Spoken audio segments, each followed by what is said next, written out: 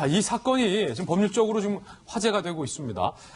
클럽에서 연인이 입맞춤을 하고 있는데 공개적인 장소에서 연인이 입맞춤을 했던 모양이에요. 한 남성이 그 모습을 또 찍었는데 이게 불법이냐 아니냐를 두고 논란이 되고 있습니다. 사건의 전말 함께 보시죠. 지난 1월 부산의 한 클럽에서 있었던 일이에요. 21살의 남성 A씨는요. 옆 테이블에 앉아서 연인이 진하게 입맞춤을 하는 모습을 휴대전화로 촬영을 한 모양이에요. 그 테이블은 그런데 공개된 장소였다고 해요.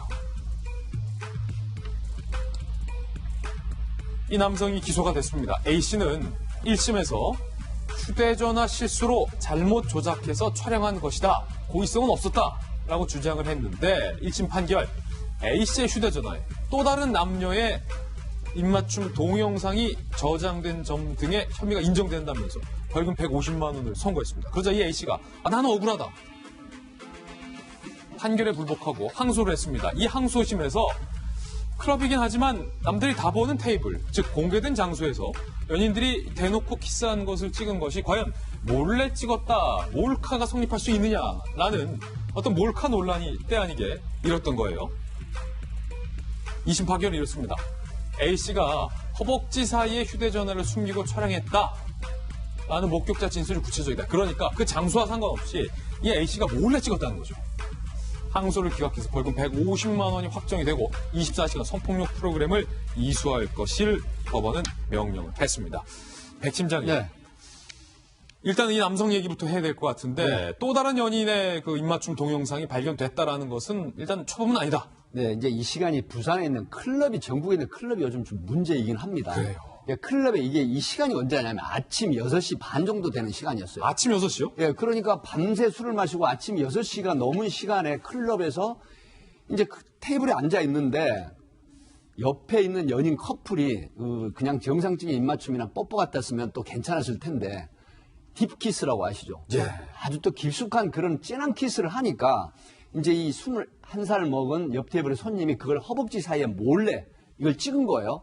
이걸 보고 신고를 해서 경찰이 출동을 해서 이제 체포가 됐는데 지금 저는 양쪽에 다 문제가 좀 있다라고 봅니다. 양쪽 다 문제가 있다. 예, 왜 그러냐. 우리 한국 정서상 물론 이 도로변이라든가 공개된 장소는 아니라고 하더라도 많은 사람이 있는 장소에서 술이 취하고 서로 기분 좋긴 하겠지만 뭐 그렇다고 원나잇 스탠드라는 또 오해는 뭐 받을 수도 있고 안 받을 수도 있지만 거기에서 많은 사람이 있음에도 불구하고 그 진한 그런 입맞춤이나 키스를 한다라고 하는 부분은 분명히 다른 사람들에게 심리적인 어떤 피해를 주는 거거든요. 예. 또 그걸 21세 된 이 청년은 또 뭐 여자친구가 없었던가 봐요.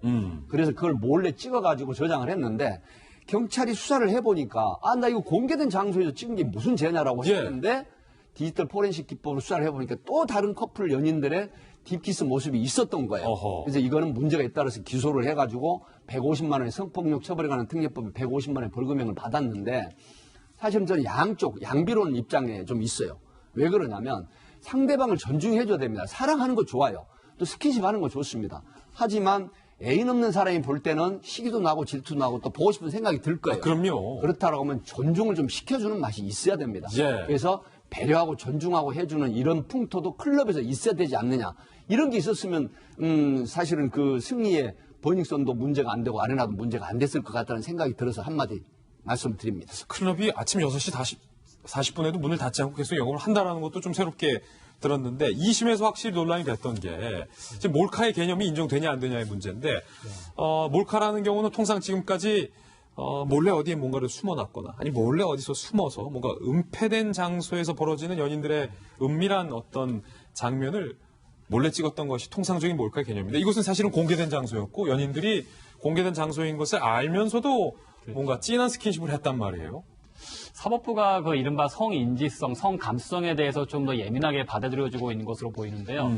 제 기억에 이제 과거 판례에 의하면은 지하철에 앉아있는 여성의 다리를 촬영한 것이 과연 이 성폭력 관련 범죄에 의해서 몰카로 처벌할 것이냐 말 것이냐 쟁점이 됐던 적이 있었습니다. 아, 그래요? 그때도 이제 문제가 됐던 것이 아니 누구나 여자들이 일반적인 치마를 입고 있고 그 정도 다리를 찍은 사진인데 그것이 유죄가 돼야 되느냐 해서 무죄가 나왔던 사례도 과거에는 있었습니다. 과거에는. 예. 그런데 이제 최근 같은 경우에는 어차피 아무리 그 지하철에서 내가 치마 입은 다리 다리 모습을 찍혔다고 하더라도 그 모습이 여러 사람의 공유가 되면 나는 수치스럽기 때문에 피해자 입장에서 좀 더 바라보고 있는 것 같습니다. 그렇군요. 그러니까 물론 이것이 공개된 장소에서 키스하는 사진이기는 하지만 그 영상이 외부로 유출될 경우에 찍힌 사람은 상당히 수치스럽게 느껴지거든요. 그러니까 아무래도 피해자 입장에서 이것이 아마 이제 사법가 볼 때 그것이 몰래 찍거나 아니면 신체에 수치스러운 부위를 찍은 것은 아니라고 할지라도 찍혔던 사람들이 그거로 인해서 성적인 수치심을 느낄 수 있다고 한다면 그것은 좀 더 피해자 입장에서 처벌을 해야 되는 것이 아니겠느냐. 네. 그런 식의 그 사법부 판단이 작용한 것이 아닌가 좀 생각이 듭니다. 아니, 문득 궁금한 건데 이 21살 청년이